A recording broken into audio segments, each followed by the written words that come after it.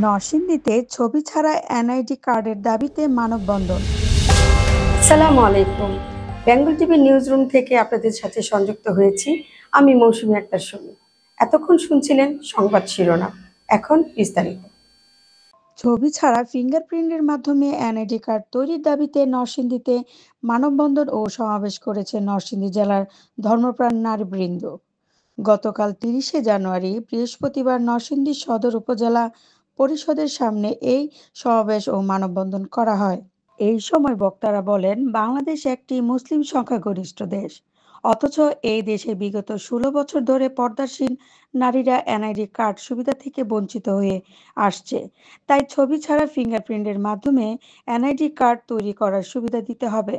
এছাড়াও পর্দাশীল নারীদের ফিঙ্গারপ্রিন্ট নেওয়ার সময় মহিলা অফিস সহকারী বাধ্যতামূলক করার দাবিও জানানো হয়।